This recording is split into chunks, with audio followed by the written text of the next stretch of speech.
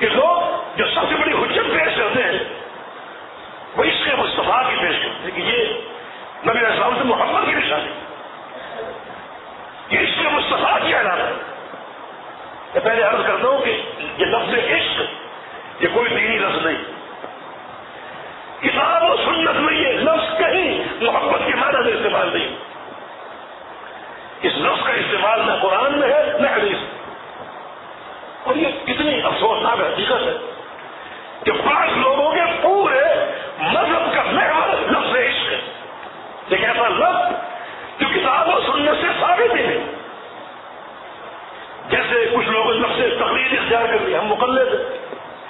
لفظ تقلید نہ کہیں قرآن میں ہے نہ کہیں حدیث میں، اور ایک ایسے لفظ پر پورے دین کی بنیاد قائم کر دی جو کتاب و سنت سے ثابت ہے۔ صوفیاء نے تصوف یا طریقت کی صلاحیت اختراع کی، طریقت یا تصوف، اور اس لفظ پر اپنے پورے مذہب کی عمارت کھڑی کر دی۔ حالانکہ لفظ تصوف، لفظ طریقت قرآن و حدیث میں اس معنی میں کہیں ثابت نہیں، کہیں استعمال ہی نہیں ہو۔ ایک ایسا لفظ جو کتاب و سنت میں ہے ہی نہیں، ان الفاظ پر لوگوں نے اپنے پورے دین اور پورے مذہب اور پورے عقیدہ اور عمل کی بنیادیں کھڑی کر دی، عمارتیں کھڑی کر دی۔ کیسی حقیقت؟ ہمارا مذہب اطاعت ہے، اتباع ہے، اطاعت رسول، اتباع رسول۔ اٹھاؤ قرآن و حدیث، آپ کو جا بجا لفظ اطاعت ملے گا، لفظ اتباع ملے گا، اطیعوا اللہ و اطیعوا الرسول، قل ان کنتم تحبون اللہ فاتبعونی۔ یہ الفاظ تو کتاب و سنت سے ثابت ہے، بلکہ قرآن و حدیث نے ان الفاظ کو پورے دین کا محور قرار دیا۔ ان تطیعوہ تہتدوا، اگر تم میرے پیغمبر کی ہدایت کرو گے تو ہدایت پر ہو ورنہ گمراہ۔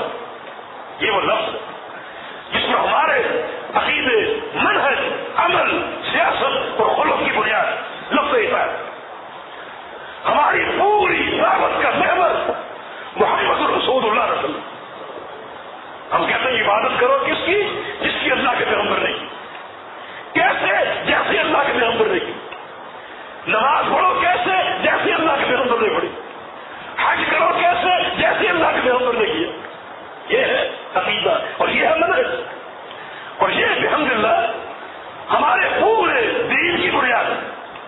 یہ تعارف اہل حدیث، تعارف اہل حدیث کہ ہماری پوری فکر کا جو محور اور مرکز ہے وہ محمد رسول اللہ علیہ وسلم۔ تو عشق مصطفیٰ یہ لفظ عشق کہیں ثابت ہے، اور اگر لغت کی کتابیں آپ دیکھیں تو عشق آپ کو ملے گا ہمارا جنون، پاگل پن، مجھے فلاں سے عشق ہو گیا، ایسا عشق کہ پاگل پن سے اس کے پیچھے میں دیوانہ ہو گیا۔ شریعت ہم کو دیوانگی اور جنون اور پاگل پن کی دعوت نہیں دیتا۔